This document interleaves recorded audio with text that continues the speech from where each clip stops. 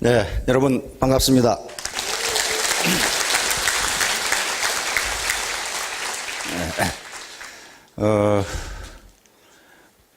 오늘 처음 참석하신 분들이 아침에 보니까 많이 계시던데요.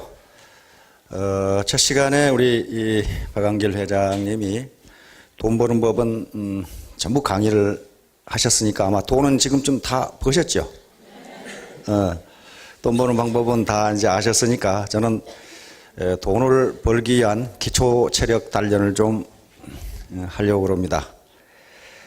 지금 지난 8월부터 100일 판매사 작전 그리고 1000일 1000만원 작전을 지금 전개하고 있는데요. 그 기간에 그 목표를 달성하신 분들도 계실 거고 또 더 빨리 하신 분들도 계실 거고 여러 가지 이유로 그보다 더 늦는 분들도 분명히 계십니다. 그러나 어떤 목표를 달성하려고 할 때 구체적인 목표와 정확한 기간이 없으면요 마냥 늘어져 가지고 되질 않아요. 그건 이게 애터미 사업뿐만 아니라 만사가 그렇습니다. 아주 쉬운 육체 노동부터 높은 정신 노동까지요 정확한 어떤 기한을 정해놓고 밀어붙이지 않으면요 안 됩니다. 대학원에서 이 박사과정 박사학위를 이수할 때도요 내가 언제까지 논문을 써서 통과시키겠다라는 목표를 가지고 하지 않으면 계속적으로 못 받는 사람이 있어요. 뭐 주면 받지 뭐 그러고 있는 사람들이 있어요. 근데 누가 주나? 그걸 안 줘요. 자기가 어떤 나는 3년 내 논문을 통과시키겠다, 나는 4년 만에 논문을 통과시키겠다 그렇게 해서 밀어붙이면요 딱 그 기간은 되지 않더라도 그 근방에 돼요. 그런데 아무런 계획 없이 공부가 논문이 완성되는 대로 제출하지 뭐 이런 사람은요 끝까지 제출 못해요.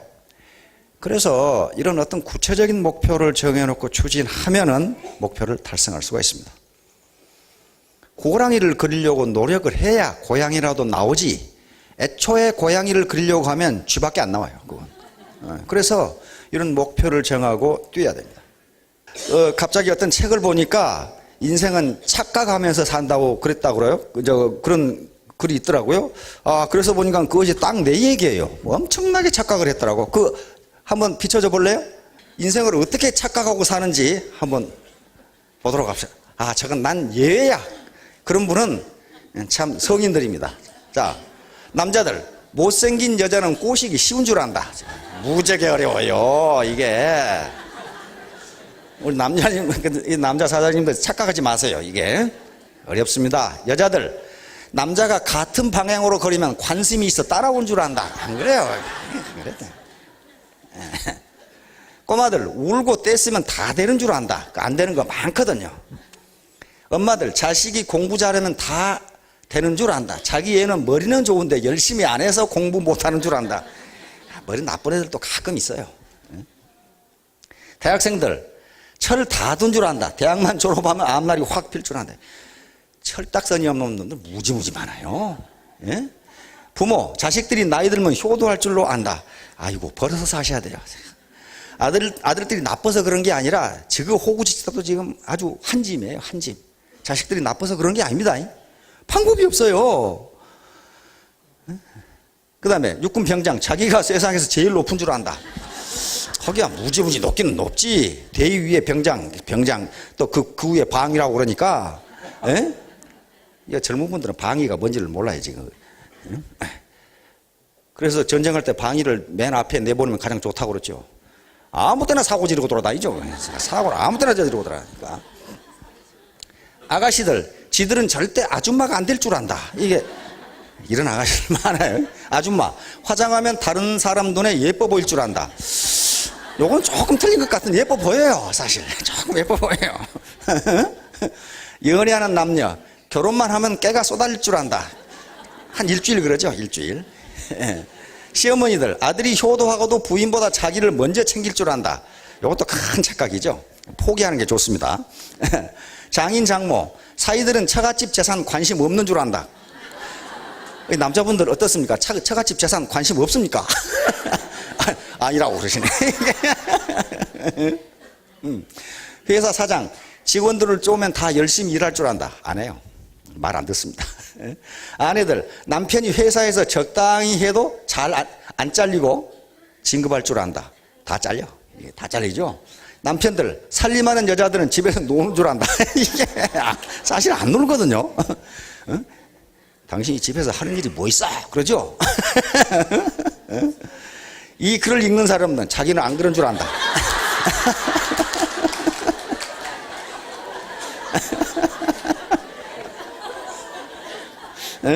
그래서 이걸 세네갈 쓰라슨 같은 철학자가 모든 인간은 무식하다.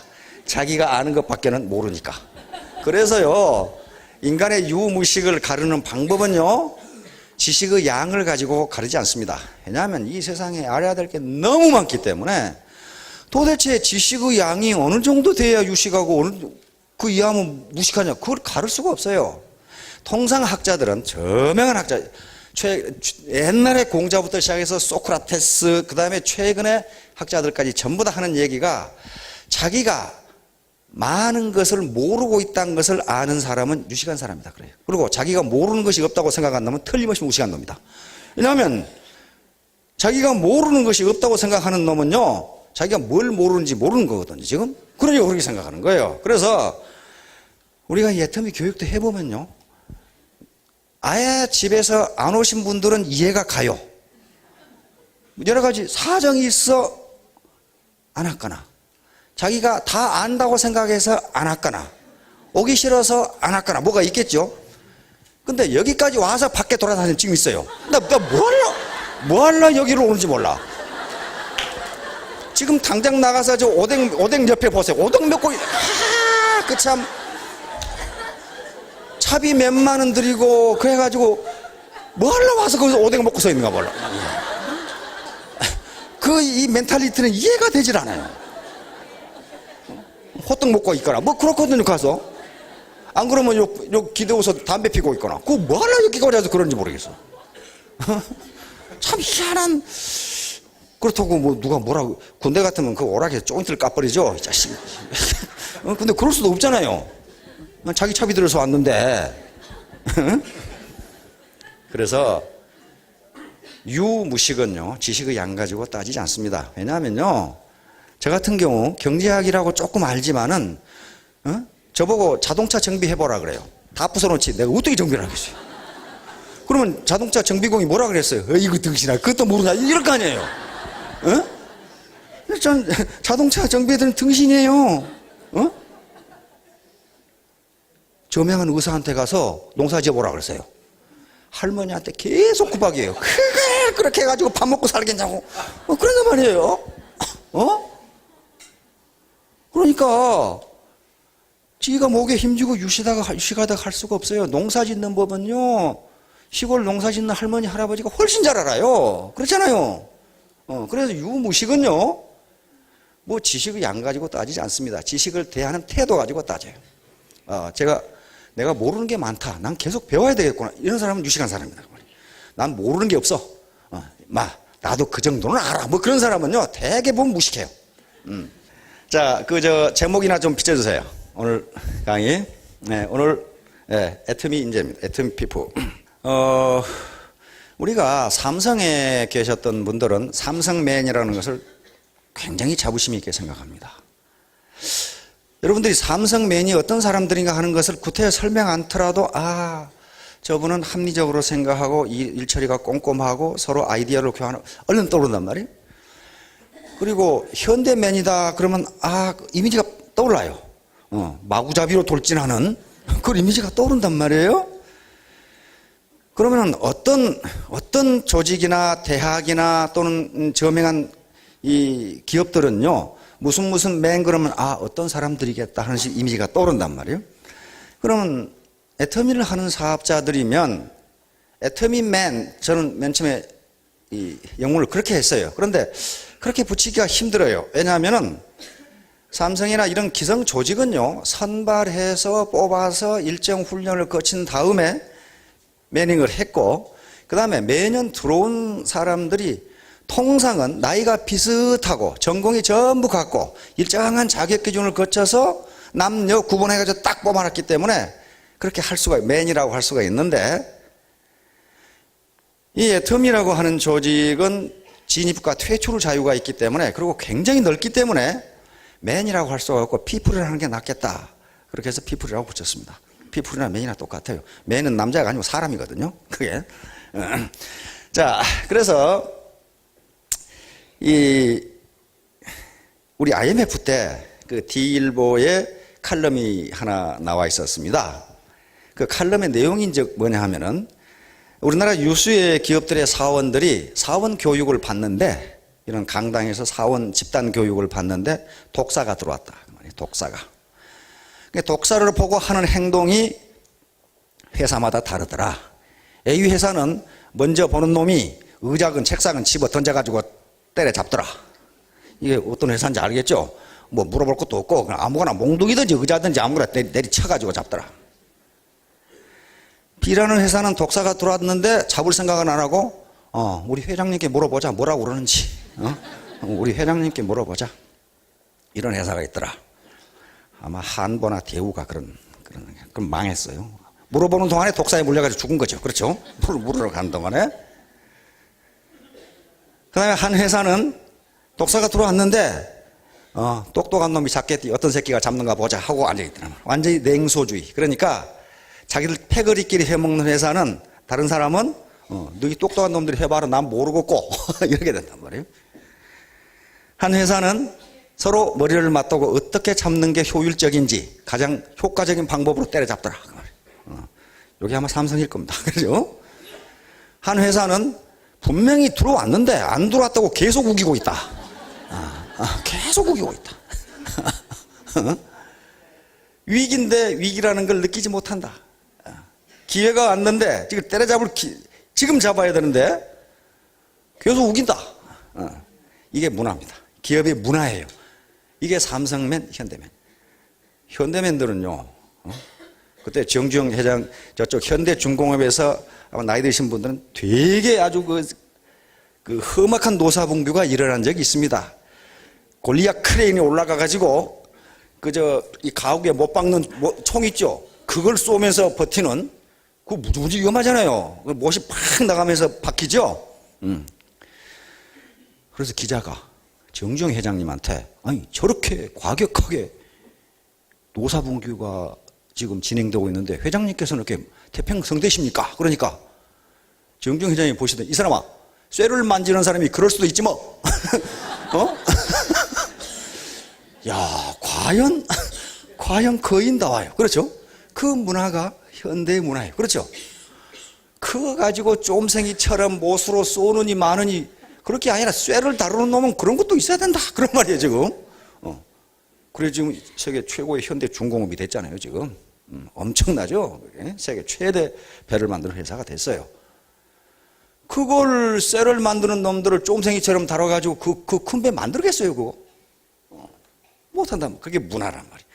왜냐하면 그 리더의 리더십 정신과 그리고 그 회사가 뭘 다루냐에 따라서 그 문화가 형성됩니다. 그렇죠? 그 문화가 형성돼요. 자, 독수리 우화를 서두로 말씀드리려고 합니다. 독수리 우화. 우화라고 이렇게 제가 제목을 붙였습니다. 독수리는 그 수명이 인간과 비슷하게 70년이라고 그럽니다. 오래 살지요, 새치고는. 오래 살아요.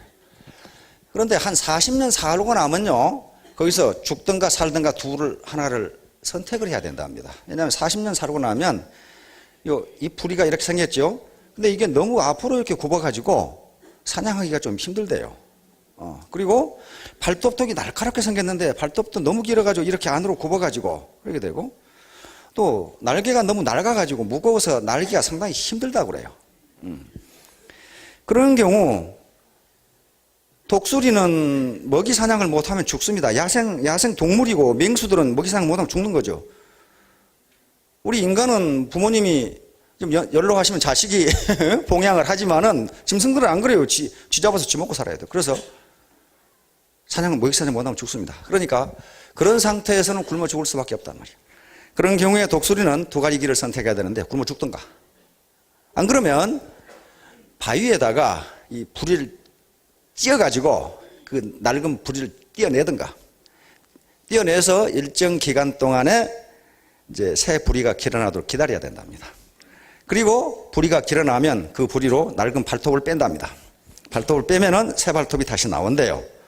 그러고 나서 발톱이 나면은 낡은 이 깃털을 뽑아버리면 새 깃털이 나서 다시 30년을 아주 활기 있게 살 수가 있다. 그런 스토리예요. 그러니까 30년을 더 살려면, 근데 그 기간이 한 6개월 걸린대요. 30년을 더 살려면 그런 환골탈태의 기간을 거쳐야 된다. 그런 말이에요. 거쳐야 된다. 그거 안 하면요, 거기서 죽는다. 그 말이에요. 그런데 지금 우리가 60세 정년 퇴임을 한다고 치더라도요, 30년 더 사셔야 됩니다. 근데 지금 의학의 발전 속도로 보면 아마 100세까지는 사셔야 되고, 무지무지하게 재수 없는 분은 120세까지 이렇게 사셔야 될 거예요. 그러면 60세 정년퇴임 하시고도 60년을 더 살아야 된다. 지금 그 말이에요.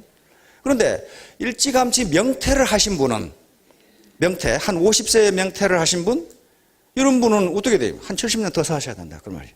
그러면 지금 환골탈태를 하시던가, 독수리처럼 더 사시려면, 활기 있게 사시려면요, 그럭저럭 수명만 연장하시려면 그대로 사시던가, 둘 중에 하나. 그건 누가 해주는 거 아니에요. 독수리 지가 하는 거예요. 지가 그렇게 해야 된다. 그 말이에요. 그런데 이 제목을 왜 제가 우화라고 붙였냐 하면은, 저는 독수리를 연구해 본 적이 없어요.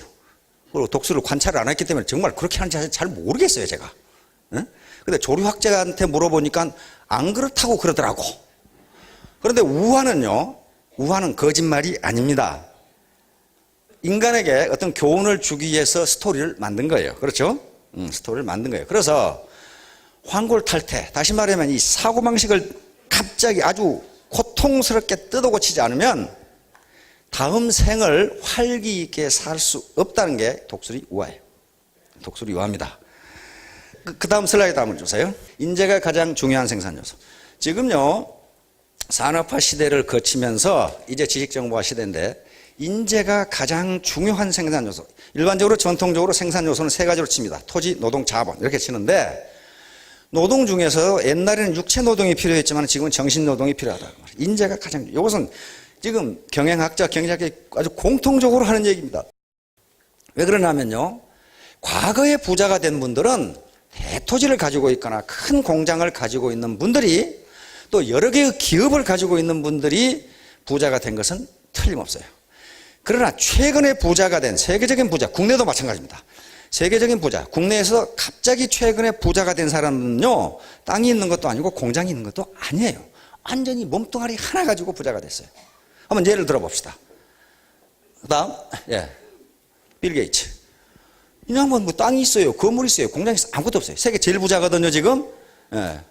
최근에 데이터 보니까 재산이 72조인가 그렇더라고요. 72조. 아무것도 없어요. 땅, 워싱턴 시애틀에가 본부 하나 있을 뿐이에요. 근데 그것도 그만뒀지요, 지금. 그만뒀어요. 완전히, 자기 몸 하나 가지고 그러게 됐습니다. 다음 한번 좀 보세요. 오렌 버핏. 이 사람, 버크셔 해더웨이라는 조그만 회사 하나 가지고 있어요. 이게 뭡니까? 투자회사죠? 주식 투자, 증권 투자, 그 다음에 기타 어떤 투자회사입니다. 빌 게이츠 다음에 부자입니다. 보니까 재산이 60조더라고요. 1조가 얼마나 되는가? 그거 세고 있지 마세요. 못 세요. 돌아가실 때까지 세도 못 세요. 돈 그거 주시면, 돈 드리면요. 못 세요. 도저히 셀 수가 없어요. 1조 못 셉니다. 여러분들. 못 세요. 자, 다음.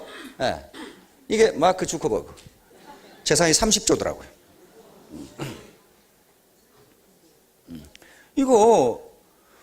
이 친구, 이거 집 사기 전까지는 새빵살이 했어요. 근데 최근에, 마누라 데려와 살면서 맨션 2층짜리 하나 샀다 그러더라고. 700만 불 주고. 그러면, 원래 새빵살이 하던 놈인데, 이렇게 됐단 말이야. 뭐, 땅이 있나, 공장이 있나. 완전히 몸뚱아리 하나 가지고 그렇게 했어요. 자, 요 두 사람. 레리 페이지하고 세르게이 브린. 요 두 사람. 구글이야, 구글. 구글 만든 사람. 이 사람을 또 스탠퍼드 대학원 다니다가 박사과정 다니다가 때려치우고, 아이고, 이거 하자. 구글 만든 사람이거든요. 원래 구글은 구골이라는 건데, 구골. 구골인데, 가서 상표 등록을 하면서 실수해가지고 구 글로 등록을 해버렸어. 이게 실수할 수가 있거든. 이렇게 앞에 O를 붙여 L을 붙였는데 L 붙여 E를 붙여가지고 그래서 구글이 됐어요. 구골은요 10의 백승을 구골이라고 합니다. 10의 백승은요 전 우주의 원자를 다 합한 수보다 더 많아요. 그렇게 큰 수예요. 그러니까 이렇게 많은 정보를 교환하고 검색을 할 수 있는 이 검색 엔진을 만들겠다. 그래서 구골이라고 글을 놔다가 잘못 써가지고 이렇게 돼버렸어요. 그럼 요 두 사람이 만들었어요. 아주 젊은 놈입니다. 38, 38세? 38세입니다. 38세인데 두 놈 다 재산이 한 30조 되더라고. 계속 불어나니까 지금 우리가 이 운영체제 안드로이드 구글 거거든요. 우리가 지금 공짜로 쓰고 있죠. 구글 거. 모토로라 인수했죠. 엄청나게 커지고 있어요. 자, 다음. 해리포터 아시죠? 조한 로링. 이게 미혼모여가지고 딸 하나 데리고 일주일에 15,000원 그 생활지원금 받아가지고 살던 아줌마야. 아줌마입니다. 그런데 지금 이게 해리포터가 지금 팔린 게 한 4억 5천만 권, 4억 5천만 부 정도 팔렸고, 영화 지금 7편까지 다 찍었죠? 영화 수익만 한 70억 불. 70억 불. 그러면 한 7조, 8조 되죠? 그래서 세계 단 5년 만에 그 표현 보니까 From Rags to Riches 그랬더라고. 거지에서 부자로. 이 형은 5년 만에 그렇게 됐어요. 5년 만에. 그러니까 이 양반이 조앤 J.K. 롤링인데요. 이게 원고를 써가지고 그러니까 사람이 보는 눈이 있어야 된다는 게 이 몸뚱아리가 재산이라는 게요. 해리포터 시리즈 첫 권이 해리포터와 마법사의 돌이거든. 저도 읽어봤는데 이게 뭔 말인지 잘 모르겠어요. 이게 완전 환타지 소설이란 말이에요. 해리포터가 벽을 통과해서 갔더니 마법학교로 들어갔단 말이에요. 그러니까 뭐예요? 벽을 뚫고 갈 수 없다고 생각하는데 뚫고 갈 수 있다. 그런 말이에요. 알겠죠? 뚫고 갈 수 있다. 통과하면 뭐가 나와요? 마법학교가 나온다. 그런 말이에요. 그런데 이게 원고를 써가지고 대형 출판사 12군데를 보냈는데 다 리젝트 됐어요. 거절. 이렇게 장사가 안 되는 책을 보내나? 그래서 조그마한 출판사에서 그거 찍어주겠다고 그랬어요. 찍어주는데 미안하지만 요거까지는 돈벌이는 안 된다. 그냥 찍어주긴 주는데 돈벌이는 안 되니까 이름이라도 바꿔라. 조앤 롤링이니까 이런 환타지 소설을 여자가 써가지고는 안 사본다. 환타지 소설은 남자가 써야 찾아보니까 조앤이라는 말을 쓰지 말고 J 롤링이라고 그래라. 그런데 그렇게 하려면 교양의 이름을 만들 바에야 K는 자기 할머니 이름이 캐슬린입니다. 그래서 우리 할머니 이름 따야 되겠다. 그래서 JK 롤링 이렇게 딱 붙인 거예요. 그래서 조앤 롤링 그러면 여자라는 게 들통나기 때문에 필명을 JK 롤링으로 이렇게 했어요. 그런데 그 조그마한 출판사에서 이 고작 뭡니까? 인세로 준 게 한 1,200만 원 줬어요. 그거 얼마입니까? 그 15,000원 가지고 사는 사람이 1,200만 원, 그 감시덕지죠? 살았는데 이거 해봐야 어차피 돈이 안 되니까 1,000부만 찍자. 그래서 500부는 도서관으로 보내고 500부만 팔았어요. 근데 그 초판은 지금 엊그제 경매를 보니까 500만 원에 팔립니다. 초판 500권. 요건 땡 잡았죠? 그 산 사람들은. 그런데 미국 출판사에서 그 책을 읽어보고 이건 어마어마한 책이다 이렇게 알았어요. 그래서 인세를 무려 출판도 하기 전에 1억 2천을 보냈어. 10만 부를 보냈다. 10만 부를. 그러니까 똑같은 작품인데 영국이 왜 그 모양 그 꼴인지 알 수가 있겠죠. 미국 출판사는 즉각 알아본 거야. 이건 엄청난 책이다. 그러니까 그 12개 출판사나 그 조그마한 출판사가 이 가치를 알아봤다면 지금 어떻게 되겠어요? 완전히 잠을 돈방 속에서 사겠죠. 안 되는 거지 이제. 미국에서 갚아버렸으니까. 그래서요, 그 가치를 어떻게 알아마에 따라서 자기 운명이 바뀌어요. 지금 조한 롤링은 지금 세계 가장 최고의 부자 중에 하나죠. 약 1조 5천억 정도 되니까 한 성을 샀죠. 성을 사가지고 닥터하고 다시 결혼하고 살고 있죠. 자, 다음. 자, 이 가장 대표적인 예가 유대인들입니다. 유대인들이 뭐가 있어요? 땅이 있어요. 공장이 있어요. 가는 데마다 핍박을 받고 쫓겨났어요. 그러나 지금 세계에 많은 돈들, 최대 금융회사들은 전부 다 유대인들이 움직이고 있고, 최대 출판사, 뉴욕 타임스나 워싱턴 포스트 전부 유대인 겁니다. 경매 시장, 그 다음에 다이아몬드도 전부 유대인들이에요. 그 뭐 가지고 있어요? 땅 가지고나 건물 가지고. 탈무드를 보니까 유대인 엄마들이 자식 교육을 그렇게 시킨답니다. 계속 핍박을 받고 죽어라고 집 짓고 농사 짓고 뭐 해놓으면 뺏어가 버리고 불질러 버리고 그래요. 그래서 자식 교육을 시킬 때 우리가 만약 우리 집을 뺏기고 우리 집에 불을 지른다면은 너는 뭘 가지고 가겠느냐? 뭘 가지고 다른 데로 가겠느냐? 그러면 꼬맹이들은 보석을 가지고 가겠습니다. 그건 작으니까 가지고 갈 수 있죠. 그거 말고 그것도 뺏길 수 있다. 그것도 없어질 수 있다. 도저히 뺏어갈 수 없는 게 뭐냐?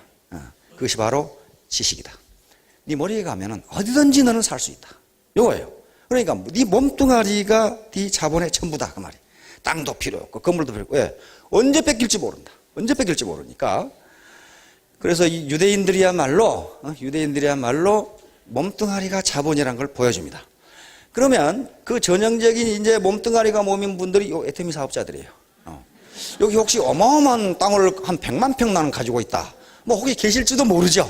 그러나 그 다음에 또 난 공장을 엄청나게 가지고 있다. 현대중공업이 절반은 내 거다. 뭐 그런 분. 그거 부러워할 거 하나도 없어요. 우리 몸뚱아리 자체가 자본이기 때문에 이게 미천이란 말이에요. 그래서 이걸 생산성 있게 하면은, 즉 생산력이 높은 자본으로 만들면은 부자가 될 수 있다. 그렇지 않고서는 방법이 없다. 그 말이에요. 그럼 어떻게 할 것이냐. 자, 다음. 자, 시대 변천과 요구되는 인재. 그럼 크게 세 가지로 나누겠습니다. 농경시대, 산업화시대, 지식정보화시대. 자, 농경시대. 다음. 자, 농경시대입니다. 농경시대는 수평, 요거 일자형 인재면 됐습니다. 다시 말하면 일자형 인재라는 건요, 광범위한, 다시 말하면 건전한 상식만 가지고 있으면 일평생 지식인 대접을 받았다. 그런 말이에요. 농사 짓는데 뭐 고도의 무슨 지식이 필요합니까? 없어요.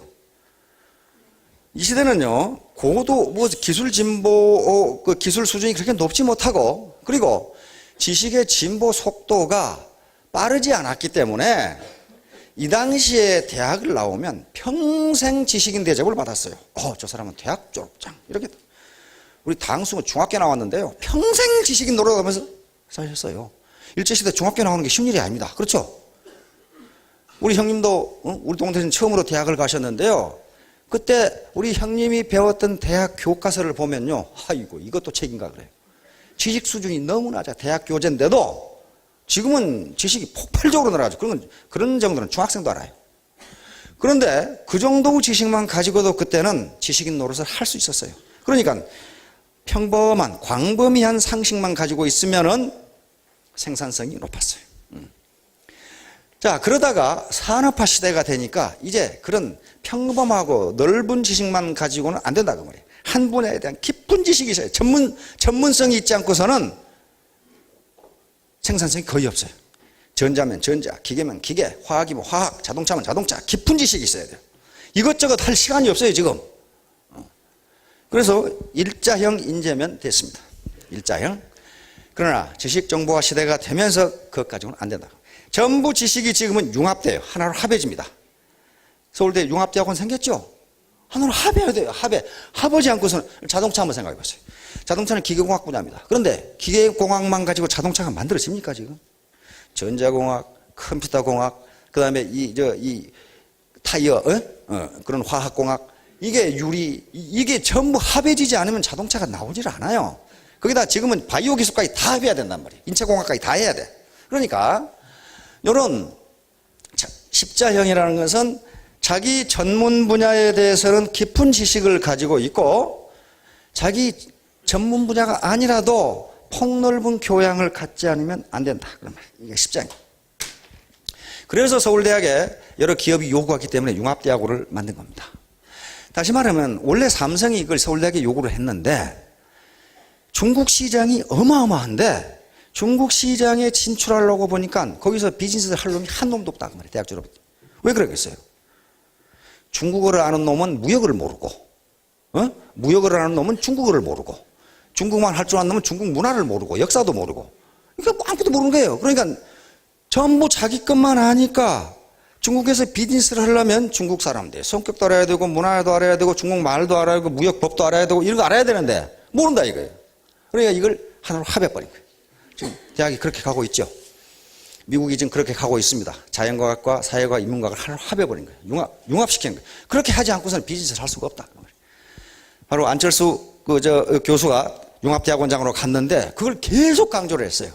그래서 그 양반이 의과대학을 나와가지고 바이러스 연구소를 만들어서, 그래서 카이스트에서 석좌 교수로 오라고 했을 때 당신이 그런 CEO 경험만 있으면 충분하니까 오라. 그러는데 그렇게 안 했어요.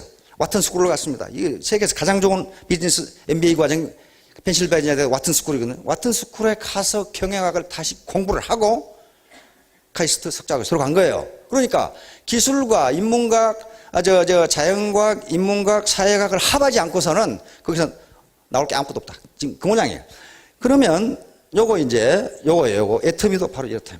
그런데 우리는 십자형 인재라고 통상 이렇게 얘기했는데 요거를 도요다 장차 아시죠? 그걸 T형, 도요다 T를 따서 도요다에서 T형 인재라고 이렇게 불렀어요. 그래서 이게 우리 사회에서도 통상 T형 인재라고 그러고 세계적으로 유행하기는 T형 인재라고 불러요. 똑같아요. 수평적으로 광범위한 폭넓은 상식. 자기 전문 분야에 대한 깊은 지식. 요게 없고서는 안 된다는 거예요. 예를 들면 기계공학자가 암만 기계를 성능적으로 좋게 설계해도 미학자가 보건대 디자인이 엉망이면 안 팔린다 그런 말이에요. 안 팔린다 그런 말이야. 요즘 누구 기계 성능 보고 사는 놈이 어디 있어요? 디자인이 좋아야 된다면 디자인. 이게 인문학이고 이게 미학이고 예술이고 그렇단 말이에요. 그러니까 이게 전부 합해지지 않고서는 비즈니스 자체가 안 된다. 자, 다음. 그래서 이제 그럼 애터미 인재는 어떻게 될 것이냐? 저는 A형 인재가 가장 좋다 이렇게 생각합니다. A자는요, 마침 이게 사람 인자가 이렇게 생긴 가로막대로 이렇게 생긴 거예요. 사람이 서로 기대고 살아야 되니까 이렇게 됐는데 서로 기대고만 살아서는 안 되고 이게 소통, 커뮤니케이션이 이루어진다. 커뮤니케이션이 이루어져야 협력을 해서 하나의 초유기체를 만들 수가 있어요. 따로따로 있으면요 절대로 우리는 성공할 수 없습니다. 자, A형 인재인데 A형 인재 이 소통이 이루어져야 되고, 그 다음에 여기서 마치 사다리 모양으로 돼 있어요. A자가. 그래서 성공의 사다리를 올라갈 수 있는 인재가 될 수 있다. 그것은 이 가로막대가 있을 때만 가능해요. 이 가로막대가, 다시 말하면 커뮤니케이션이 이루어질 때만 가능해. 자, 다음 슬라이드 한번 보세요. 자, 그래서 봅시다. 이쪽으로는 폭넓은 상식이 필요합니다. 리버럴리스트라고 했어요. 왜 그러냐면요. 일반 기업의 격리 담당자는요, 격리만 잘하면 됩니다, 사실은. 왜? 그 사람이 다른 협력업체와 만나도 격리하는 사람만 만나요. 지가 무슨 다른 마케팅 하는 사람 그렇게 잘 안 만나요. 그런데 우리 애터미 사업자는 어떻습니까? 불특정 다수를 만나야 돼. 누가 자기의 고객이 될 줄 모르고 리크루팅 상대가 될 줄을 몰라요. 그 사람이 지금 무슨 말을 할지 몰라. 그래서 이런 리버럴리스트가 되지 않으면 안 된다. 상대가 뭐라고 그러는데 난 그런 거 모르고 꼭 이 물건이 좋다고 지금 이렇게 얘기해가지고는 안 된다 이거 말이야. 무슨 아는 척이라도 해줘야 될 거 아니야 말이야 지금. 그러시냐고. 참 훌륭하게 알고 계신다고. 잘 모를지라도 들어본 적은 있단 말이야. 그래야지 그 말이 무슨 말인데 이렇게 나가지고 안 된단 말이야. 그래서 수평적으로는 폭넓은 상식을 가져야 된다. 그럼 어떻게 가질 것이냐? 계속 교육에 참석하고 스폰서 미팅, 그 다음에 어떤 파트너하고 미팅, 교류, 그런 것에서 상식을 얻는 거예요. 관심만 있으면 돼요. 관심만. 지나가는 간판을 보더라도 관심 있게 보면 자기 지식이 되고 상식이 됩니다. 아무 관심 없이 보니까 안 보이는 거예요, 그게. 그래서 리버럴리스트가 되지 않으면요, 이 다양하게 아주 천차만별의 사람들을 상대해야 되는 우리로서는 SME 사업자들로서는 상당히 큰 컴플렉스를 제한사항을 갖는 겁니다. 그러면 그것만 있으면 되느냐? 이쪽이 있어야 돼요. 이건 전문지, 스페셜리스트예요. 전문지식. 마케팅, 그리고 애터미라는 제품, 그리고 애터미라는 사업, 이런 것에 대한, 또는 소비자 행동, 소비자 심리, 어떻게 하면 자기 라인을 펼쳐나갈 수 있느냐, 성공의 8단계 등등은 자기가 알아야 될 거 아니에요. 전문적으로 알아야 돼요. 이런 것들도 처음부터 다 하는 게 아니고 알아가는 겁니다. 그렇죠? 처음부터 아는 사람이 어디 있어요? 그런 거 없어요. 알아가는 거예요. 여기에 노력이 필요하다. 그래서 이 스페셜리스트. 이게 이제 무지무지 중요해요. 다른 게 소통, 커뮤니케이션. 이것은 커뮤니케이션, 코퍼레이터라고 제가 그랬어요. 협력자가 되는, 협력자. 절대로 혼자 이 사업에 성공하기는 impossible. 불가능합니다. 불가능해요. 우리는 같이 하기 때문에 가능해요. 이 협력을 하지 않으면요, 절대로 성공할 수 없어요. 이게 커뮤니케이션이에요. 커뮤니케이션이 단절되면요, 초유기체를 형성할 수 없고, 그렇게 되면 용 빼는 재주가 있어도 성공 못합니다. 성공 못해요. 그래서 이 커뮤니케이션이 서로 협력하는 게 그렇게 중요한 거예요. 이게 폭넓은 교양, 그리고 전문 지식도 협력을 통해서만 인포메이션과 지식 교환이 가능해요. 지식의 특징은요, 모든 학자들이 얘기하는 게 자본이나 노동하고 다르다 그래요. 왜냐하면 지식은 남을 주면 줄수록 그 양이 줄어드는 게 아니라 많아진다 그랬어요. 일반 재화는 그렇게 안 돼요. 남을 주면 적어져요. 그런데 지식은 서로 교환하면 몇 배가 돼요. 자기 것이 안 없어지고 몇 배가 돼.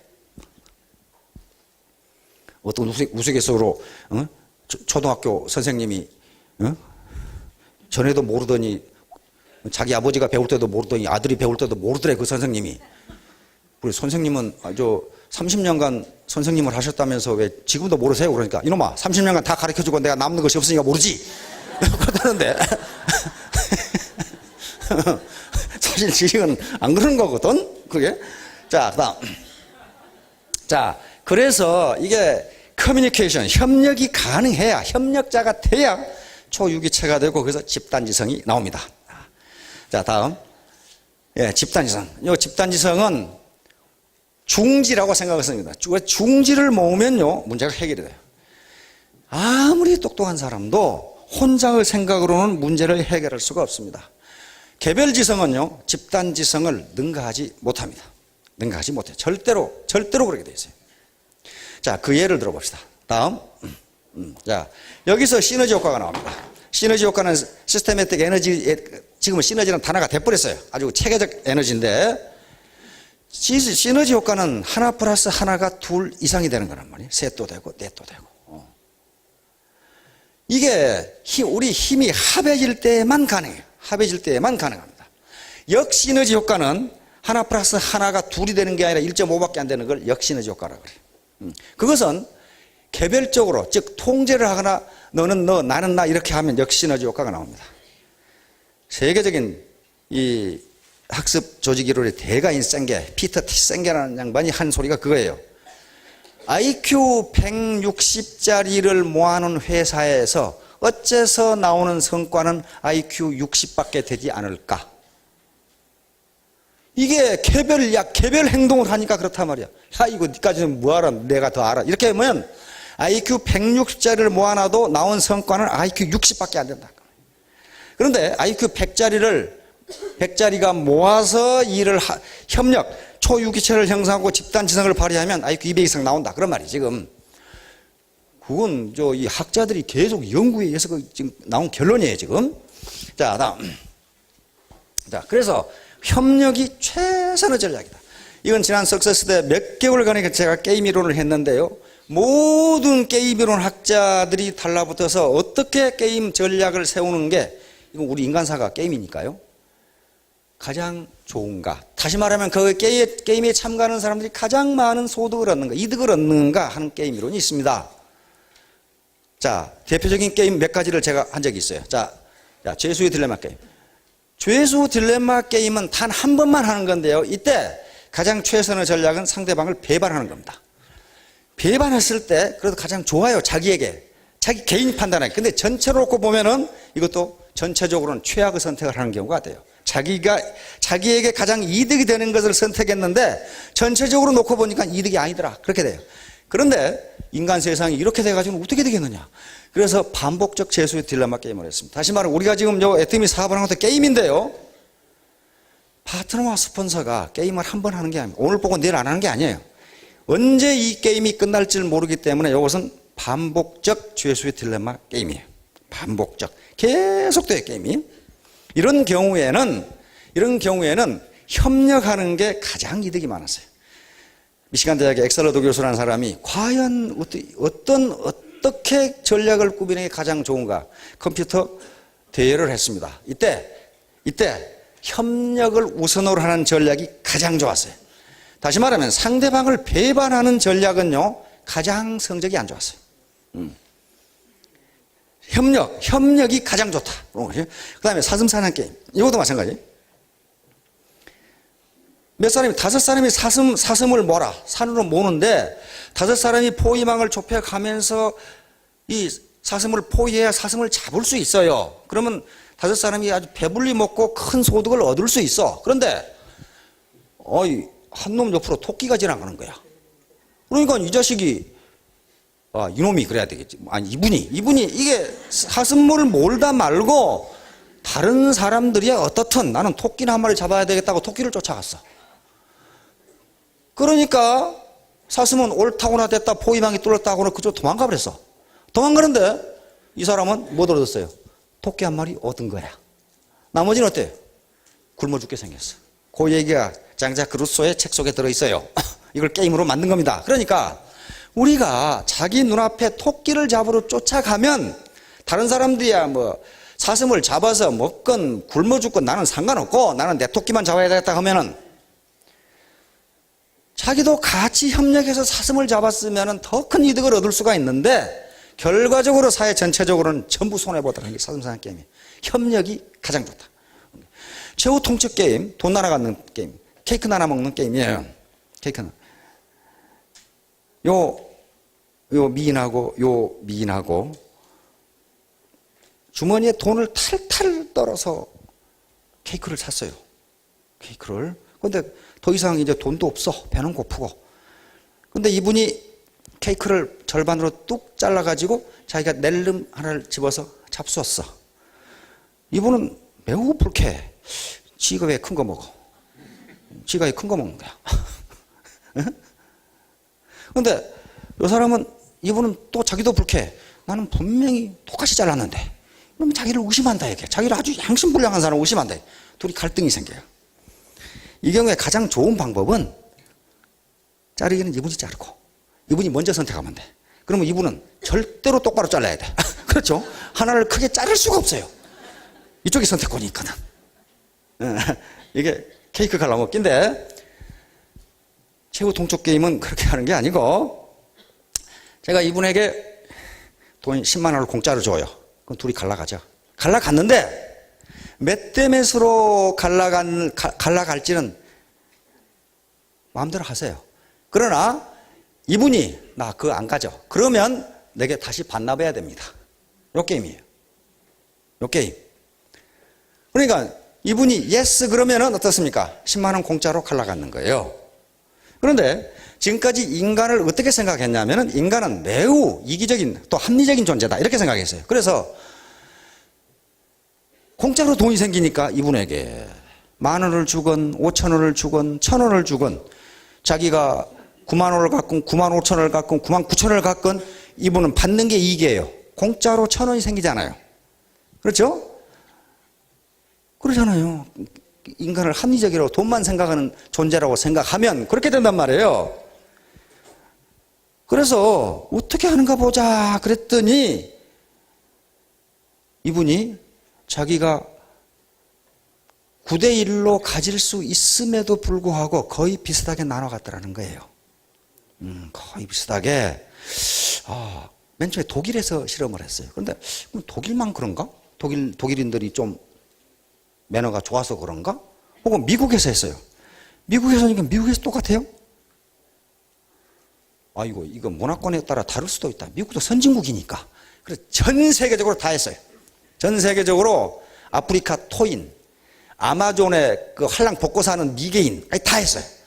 근데 죽을 뻔했어요. 왜냐하면 아프리카 토인하고 아마존 강에 한랑 먹고 사는 종족들이 이게 게임이라는데 그 말이 뭔 말인지를 몰라가지고 이게 지금 뭐냐 이게 지금 왜 그걸 그렇게 해야 되냐 말이야 이거.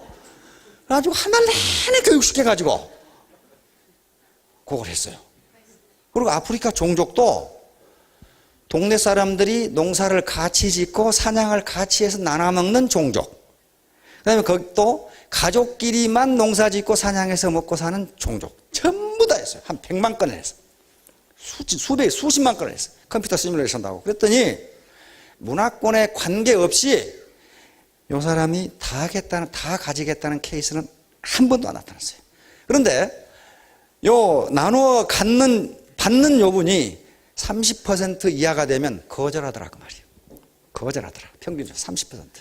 다시 말하면 너 혼자 잘 먹고 잘 살아. 공짜로 돈이 3만 원 생기는데 거절하더라 그 말이야. 너 혼자 잘 먹고 잘 살아. 나 그거 안 가져. 그거 받으면 돼. 3만 원 공짜로 생겨요. 아무 불로소득이 생기는데 안 갔더라.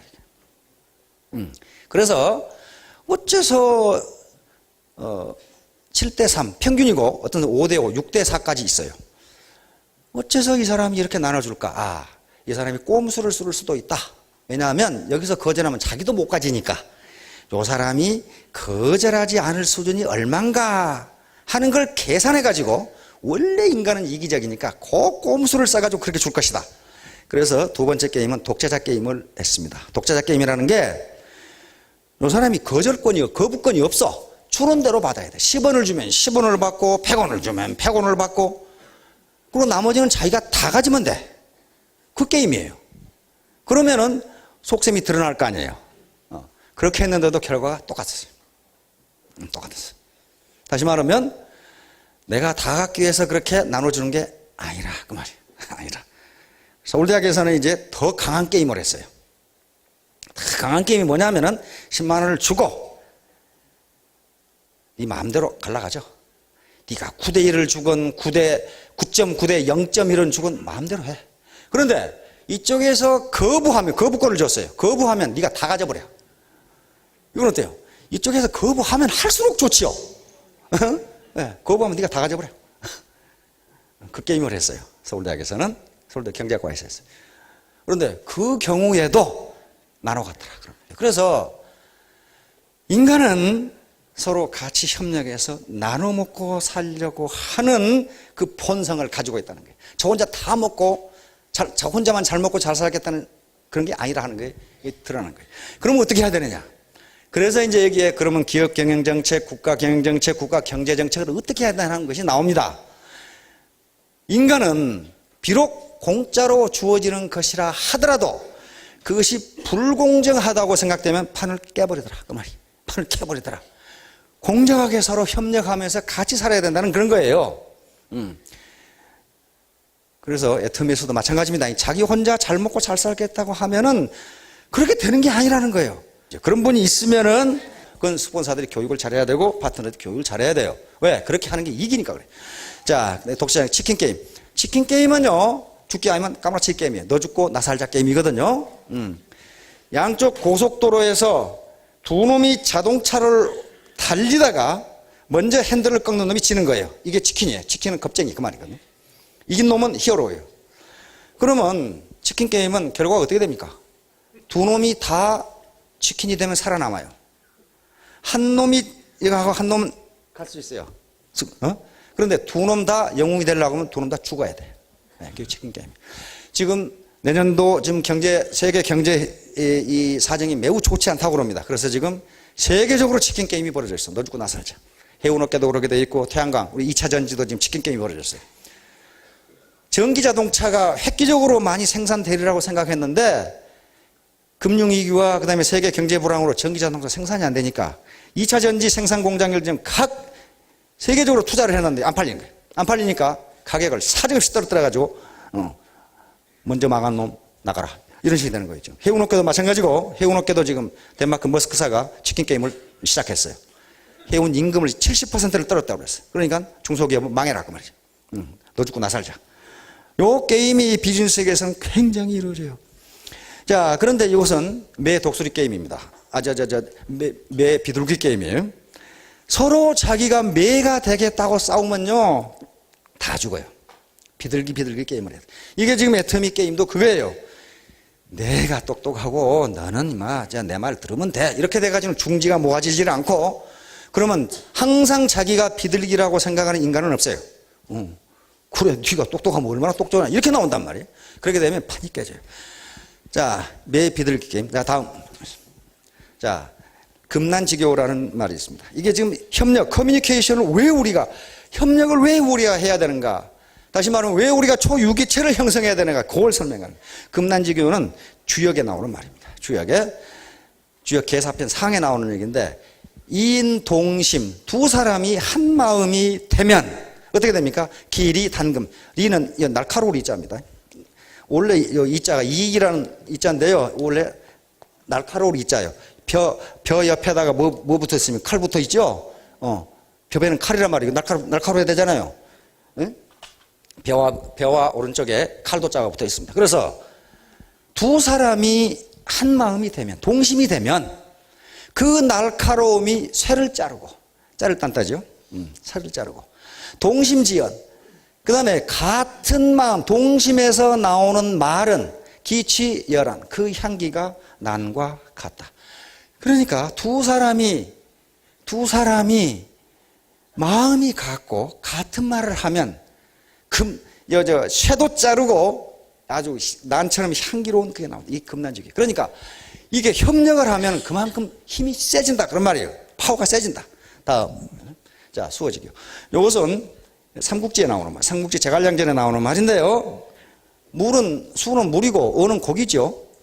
요게 유비 현덕이 제갈공명을 너무 사랑하니까 관우하고 장비가 입이 이만큼 나왔어요. 불평을 하기 시작한단 말이에요. 우리가 의형제까지 맺어가지고 말이야. 어떻게 제갈량만 그래 사랑하느냐. 그러니까 유비가 관우와 장비를 불러서 훈계하는 얘기가 삼국지 제갈량전에 나옵니다. 그 소설 삼국지 말고 정사 삼국지가 있어요. 정사가 있습니다. 여기에 고는 나입니다. 외로울 고자에서 고. 지유공명. 나에게 공명, 제갈공명이 있다는 것은 유는 같은 유자입니다. 유어지유수야. 고기에게 물이 있는 것과 같다. 모태통이 게릴라전 할 때 한 말입니다. 이 말을 이용했어요. 게릴라는 고기고 민중은 물이다. 민중에, 다시 말하면 인민의 지지를 얻지 못하면 게릴라는 죽는다. 그렇잖아요. 자, 원, 제군, 물, 부원. 다시는 불평하지 말라. 그래서 관우와 장비는 다시는 불평하지 않았다고. 여기서 수어지교라는 말이 나옵니다. 그래서 물과 고기, 이것이 스폰서와 파트너 관계, 회사와 사업자의 관계, 그리고 회사와 협력업체의 관계가 전부 물과 고기와의 관계예요. 고기가 물을 떠나서 살 수 없듯이 자기 혼자 독단적으로 사업할 수 없다. 그런 말. 협력해야 돼. 자, 다음. 자, 화씨지벽. 이것은요, 한비자에 나오는 얘기, 한비자 화씨편에 나오는 얘기인데요. 초나라에서 어떤 옥공이 좋은 옥도를 캐가지고 여왕이라고 하는 임금께 갖다 줬어요. 갖다 주니까 임금이 그걸 보더니 옥공한테 이거 좋은 옥이야? 그러니까 아버님이 마치 해리포터처럼 헤이, 그거 돌인데요? 그랬단 말이에요. 돌인데요? 그러니까는 이 왕이 말이지, 이놈의 자식이 나를 속여? 그래서 월형을 취하게 됩니다. 그 별놈의 형벌이 다 있어요. 월형은 발 뒤꿈치를 잘라버리는 거예요. 별놈의 형벌이 다 있어. 그것보다 더 지독한 형벌도 있어요. 그러니까 이놈의 자식이 임금을 속여? 그러고 잘라버렸어요. 그리고 여왕이 죽고 그 아들 왕이 올랐어요. 그래서 이 옥공이 그 돌을 또 갖다 줬어요. 굉장히 좋은 옥입니다. 그랬더니 그 문왕이 다시 옥공한테 가져가서 이게 좋은 옥이야? 그러니까 옥공이 돌입니다. 그랬더니 석야 돌입니다. 그러니까 이놈의 자식 봐라. 임금을 속여. 그리고 이번에는 오른쪽 뒤꿈치를 잘라버렸어요. 월형을 또 했어요. 그래서 그 아들인 문왕이 이제 즉위를 하자 이 옥도를 가진 초나라 사람이 대성통곡을 했어. 그러니까 문왕이 물었어요. 야 이놈아, 월형을 당한 놈이 한두 놈이 아닌데 네가 뭐가 그리 슬퍼서 우냐? 그랬더니 내가 월형을 당해서 우는 것이 아니고 내가 이 좋은 옥을 드렸는데도 옥이 아니라고 하고 나를 거짓말쟁이로 생각하는 게 내가 슬퍼서 웁니다. 그랬어요. 그래서 문왕이 그것을 옥공한테 가공을 하라고 그랬더니 중국 역사상 가장 좋은 보석이 나왔습니다. 그게 화씨지벽이라고 하는 게, 화씨의 요 벽은요 둥근 옥벽입니다. 옥이 둥근 요 팔찌 생각하세요. 팔찌 가운데 구멍이 이렇게 뚫리고 옥이 이렇게 있는 게 그 벽자예요. 둥근 옥벽. 그래서 이것이 옥의 대표적인 한자로 쓰입니다. 벽이라고 하는 게 벽. 그래서 이게 중국 역사상 가장 보물인, 그러니까 이게 한비자가 저 얘기를 쓴 것은 뭐예요? 껍데기만 보고 그것이 좋은 인재인지 아닌지를 알아보는 놈이 별로 없다, 그런 말이에요. 별로 없다. 임금이라는 자들이 아까 지금 해리포터를 보냈는데 출판사 놈들이 돈벌이가 안 된다고 버렸다, 이 말이에요. 버렸는데 미국 출판사에서 보니까 어때요? 이건 보통 떼부자가 아니죠. 그렇게 된 거예요. 그렇다. 그런데 요 벽을요, 요 옥을 조나라, 해문왕이라는 사람이 가지게 됐어요. 근데 그 당시 진나라 있죠? 진시황, 진나라가 훨씬 강했어요. 진나라 소왕이라는 사람이 들어보니까, 아니, 해문왕이 저 옥을, 화씨지벽을 가졌단 말이야. 그러니까 그걸 이제 뺏을 욕심이 생겨가지고, 우리 15개 성하고 옥하고 바꾸자. 근데 가만히 보니까 진나라 왕 이놈 새끼가, 이놈 새끼라고 하면 안 되죠. 이분이 옥만 뺏고 성을 줄 것 같지가 않아. 그 뻔하죠. 그 당시 전국시대입니다. 전국시대니까. 그래서 인상해라는 사람이 저 옥을 가지고, 그렇다고 옥을 달라는데 보여주지도 않으면 이거 또 군사를 동원해가지고 쳐들어오면 이게 난리고, 일단 가지고 가서 약속을 합니다. 내가 이 옥을 만약에 저쪽에서 성 15개를 안 주면은 온전하게 지금 가져간 이대로 하나도 흠이 없이 다시 가져오겠습니다. 요게 사기 연파 인상의 열전에 있는 내용입니다. 그래서 옥을 하나도 상함이 없이 온전하게 가져오는 것, 이것을 완벽이라 그래요. 이를 완벽하게 처리했다 하는 게 사기, 연파, 인상의 열전에서 나온 말입니다. 그 뒤로 완벽이라는 말을 쓰게 돼요. 완벽하다 그런 말 쓰죠. 그 자식 참 물건이 완벽한데, 그게 하나도 상하지 않은 옥, 그 말이에요. 자, 그다음에 항우, 유방, 그리고 한신. 이게 한신이 바로 이 화씨지벽 같은 사람이에요. 아까 한나라가 망하고 한나라 왕손이 한신입니다. 그런데 진나라에 망해버렸어요. 그런데 한신의 머리에는 뭐가 있었느냐? 천하를 다시 통일할 수 있는 지략이 있단 말이에요. 알아준 놈이 한 놈도 없어. 맨 처음에 항우한테 갔습니다. 항우의 삼촌 항량한테 갔죠. 그리고 항우한테 갔어요.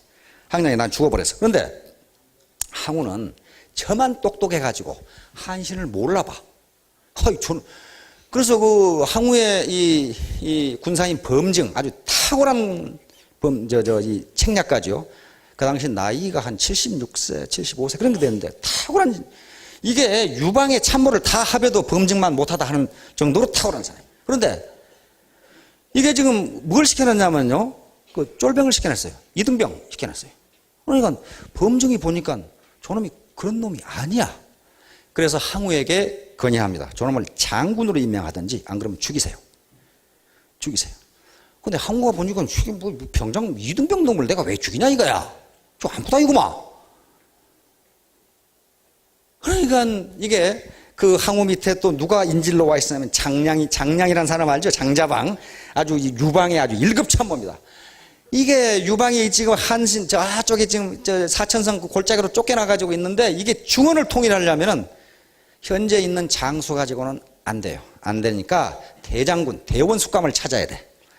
대원숙감을 찾아야 된단 말이에요. 그래서 지금 장량은 항우 밑에서 인질로 있으면서 대원숙감을 찾고 있었는데 그 한신을 본 거예요. 이게 이등병 놈인데 이게 대원숙감이야, 이게. 그래서 대원숙감이라는 징표를 줘가지고 탈출을 시켜서 유방에게 보냅니다. 그런데 범증이 한신이 도망간 걸 알고 쫓아갔는데 때가 늦었어요. 죽이러 쫓아갔는데 범증의 눈에는 저놈을 장군으로 등용을 하든지 죽이지 않으면 저놈한테 망한다 그랬어요. 그런데 장량은 먼저 알고 탈출을 시켰어요. 그죠? 그래서 유방한테 갔더니 유방도 역시 또 그 좀 떨떠름한 놈이야. 가니까 고작 시켜준 게 뭐 시켜줬냐 하면은 손님 접대하는 그 집사를 시켜준 거예요.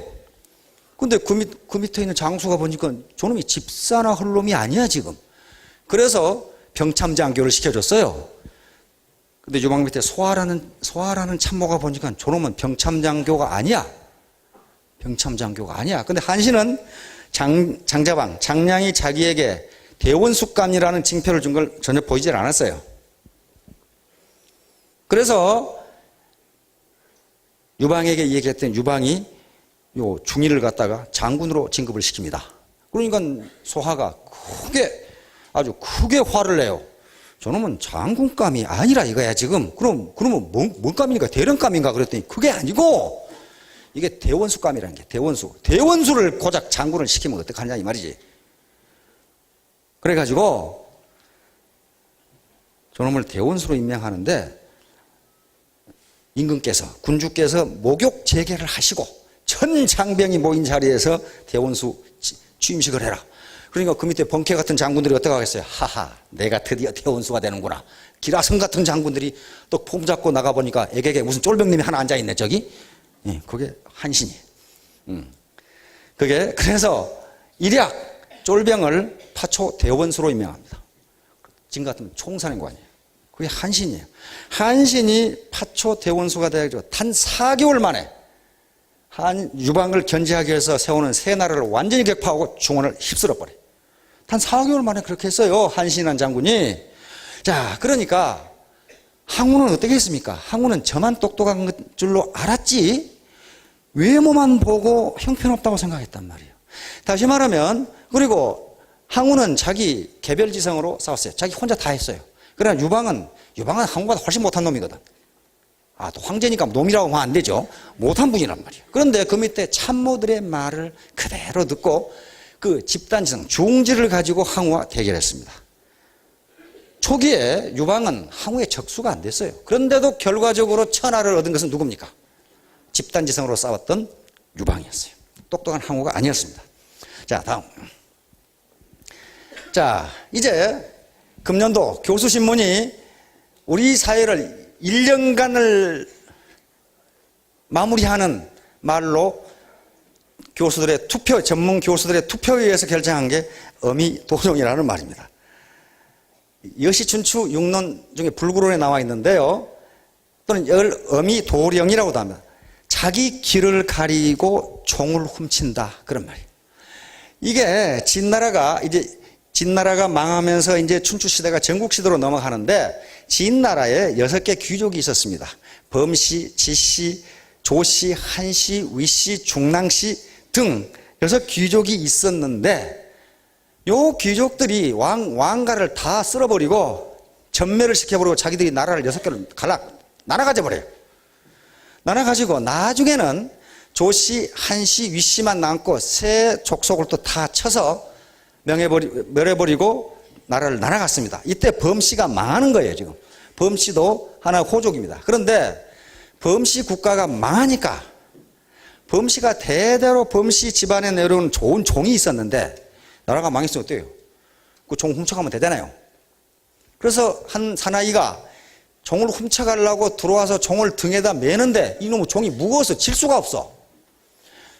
무거워서 질 수가 없으니까 애따 모르겠다. 못 먹는 감 찔러나 보자. 그리고 옆에 있는 몽둥이로 종을 깨버리려고 종을 치니까 꽝 하고 종이 울렸을 거 아니에요. 아이고, 이 소리를 다른 사람이 들으면 내가 종 훔쳐간 걸로 내가 들킬 거 아니냐. 그래서 자기 귀를 막았어요. 이거 안 들리는데? 안 들리는데? 이게 자기 귀를 가지고 종을 훔친다. 그런 말이에요. 다시 말하면 교수들이 지난 1년간의 우리 사회를 돌아보니까 형님께서 어떻게 했습니다. 또는 디도수가 어떻게 됐습니다. 그런데 난 모르겠는데 나한테는 안 들리는데 이렇게 있다 이 말이에요. 다시 말하면 집권자와 국민은 다 소리를 듣는데 그 사람 귀에는 안 들린다. 그런 말이에요 지금. 그러니까 소통이 안 된다. 소통이 되질 않는다. 요거예요. 애터미 사업자가 소통이 안 되면은 자기 귀 틀어막고 종 훔치는 거 똑같다. 다른 사람 귀는 다 들리는데 자기는 안 들린다. 자, 다음. 요건 작년에 장두놈이라고 그랬어. 작년 거랑 똑같아요. 자기 머리를 숨기는, 몸통은 다 보이는데 꽁처럼 머리를 숨기고 나 없다 하는 거 똑같다 그 말이에요. 연구처럼. 그러니까 분명히 저거 내용을 받은 것 같은데 조사를 해보니까 그런 적 없다 이렇게 발표한다 그 말이에요. 그러니까 뒤에서 보니까 몸통이 다 보이는데 작년 거죠. 자, 다음. 금년에 2등한 사자성어가 이겁니다. 여랑 목양. 이것은 사기 홍리열전에 나옵니다. 홍리열전을 읽어보면 우와, 이 관리들이 이렇게 아주 가혹한 관리가 많구나. 얼마나 백성을 착취하든지 이루 헤아릴 수가 없어요. 그런데 이게 2등을 했어요. 뭡니까? 요 일입니다. 일이랑 제 일이에게 양을 치라고 하는 거 똑같다. 그러니까 고양이에게 생선가게를 맡겨놓은 거 똑같다. 이놈의 집권자들, 권력자들과 공무원들이 얼마나 부패가 뜯어먹든지 일이에게 양치라고 하는 것하고 똑같다. 이게 2등 했어요. 얼마 전에 세계 국제 투명성 기구에서 발표했죠. 우리나라 대한민국의 부패가 엄청나게 심해졌다고 발표를 했어요. 세계 청렴도 39에서 45등으로 떨어졌다고 나왔습니다. 계속 부패 정도가 심해지고 있는 지금. 그렇게 하면 선진 못 됩니다. 적어도 10등 안에는 들어가야 되는데 39등이었다가 45등으로 떨어졌어요. 부패도가. 그래서 교수들이 요걸 이게 고양이에게 생선가게 맡겨놓고 있는 거랑 똑같다. 다 뜯어먹는다. 다음. 이제 해형 경장은요, 금감원에서 내년도 시책으로 이렇게 하겠다. 해형 경장은 한나라 한무제 때 동중사라는 사람이 한무제에게 올린 편지 속에 들어있습니다. 이것은 풀해자입니다. 거문고의 줄을 풀어서 다시 팽팽하게 맨다. 그런 말이에요. 그 편지 속에 뭐가 있냐면 거문고의 줄이 이렇게 느슨해져 가지고 음악을 연주해도 음악이 잘 안 되면은 그대로 연주해 봐야 좋은 음악이 안 나온다. 그 말이에요. 그러니까 그 줄을 풀어 가지고 다시 팽팽하게 매야 된다. 다시 말하면 옛날 제도나 옛날 사고방식을 뜯어 고치고 새로운 걸로 하지 않으면 좋은 정치를 할 수 없다. 이런 말이에요, 지금. 그래서 공정위에서는 우리 해이해진 정신을 다시 다잡고 내년에 다시 뛰자. 그런 말이에요, 지금. 자, 그래서 이 경장이라는 말이 여기서 나와서 그 뒤로부터 쓰기 시작합니다. 우리 갑오경장. 그런 말 하죠. 갑오년에 일어났는데 그래서 옛날 낡은 제도를 뜯어 고치고 서로 고치자. 그 말이거든요. 경장이라는 말을 해서. 수무푼전은 금년에 직장인들에게 투표를 한 결과 2011년을 대표하는 한자성어로 수무푼전이 1등을 했습니다. 수중에 돈 한 푼 없다. 그 말이에요. 선수, 없을무, 요 푼은 분자인데요. 우리말로는 푼이라고 있습니다. 푼전. 수중에 돈 한 푼 없다. 다음. 두한종렬. 이것은 기획재정부 장관, 박지원 기획재정부 장관이 내년도 목표로 제시한 겁니다. 고급 공무원들에게 두한종절. 머리는 차갑게, 발은 따갑게. 이건 한의학에서 쓰는 말, 이렇게 하면 건강하다고 한의학에서 쓰는 말인데 누군가가 우리 석세스 아카데미에서 도청을 한 것 같아요. 쿨헤드입니다. 머리를 차갑게, 쿨헤드. 그리고 종열. 이것은 발에 땀나게 뛰자. 부지런히 뛰자. 냉철한 이성으로 내년도 경제가 어렵다는 걸 판단을 하고 가만히 책상 머리에 앉아있지 말고 열심히 발에 땀나게 뛰자. 그렇지 않으면 위기를 극복할 수 없다. 이게 지금 정부의 방침이에요. 다음.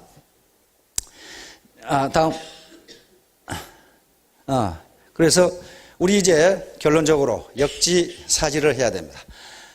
협력을 해서 폭넓은 교양, 상식, 그리고 전문 지식을 가지는데 두 개만 가지고는 안 되고 서로 커뮤니케이션, 소통을 해서 협력을 해야 되는데 그러려면은 역지사지하는 정신이 필요합니다. 역지사지는 맹자에 나오는 말입니다. 바꿀 역자, 땅짓자니까 입장이에요, 입장. 서로 입장을 바꿔놓고 생각해 보라고. 네가 당신이 저 사람이고 저 사람이 당신이라면 당신은 어떻게 행동하겠냐 이렇게 하는 거예요. 이건 뭘로 생각하는 겁니까? 머리로 그렇게 생각한다. 그런데 그건 머리로만 생각해서는 안 되고요. 저는 역지감지, 이 말 없어요. 내가 만든 겁니다. 가슴으로 느껴봐야 된다. 그런 말이에요. 가슴으로 느껴봐야 된다. 이게 마음 공부예요. 머리 공부, 마음 공부. 근데 그것만 가지고 잘 몰라요. 잘 몰라. 역지, 행지. 저 사람이 하는 일을 네가 해보라고 말이야. 맨날 저 사람 강의를 왜 저렇게 해? 뭐 네가 해보라고 말이야. 네가 얼마나 어려운지 그게 네가 해보라고 말이야. 이놈 왜 운전을 이렇게 해? 그러지 말고 네가 해보라고 말이야. 얼마나 힘드는지 서로 그 사람이 행동하는 또 같이 가서 팔아보라 이 말이야. 앉아서 말만 하지 말고 같이 행동을 해야 저 사람 입장도 이해할 수 있다. 그 말이에요. 그러니까 역지사지, 맹자에서 나온 말은 역지사지인데요. 그렇게 해서는 우리가 하나가 될 수 없고 역지감지, 마음으로 느껴보라. 저 사람의 입장, 지금 현재 생활이 어렵고 얘들은 많고, 그 다음에 호구지책이 어렵고 이런 것을 네가 마음으로 느껴보라. 너도 옛날에 그런 적이 없느냐? 그것만 하지 말고 같이 뛰어보라. 같이. 저 사람은 일을 저렇게, 도산 안창호 선생 말씀에 그런 게 있습니다. 맨날 앉아서 하는 얘기가 왜 우리나라에는 인물이 없냐고 개타는 놈만 많은데 그렇게 말하는 놈은 왜 지가 인물 되려고 생각 안 느냐? 그렇게 돼 있어요. 도산 안창호 선생의 어록에 그게 있습니다. 맞잖아요. 그러니까 우리가 역지사지하고 역지감지하고 그리고 역지행지해서 서로 입장을 바꿔놓고 생각해서 하나로 뭉치면은 초유기체가 되고 아마 1000일 이내에 전부 다 월 소득 1000만 원이 될 겁니다. 안 될 분 있나요 혹시? 네. 자, 모두 크게 성공하시기 바랍니다. 감사합니다.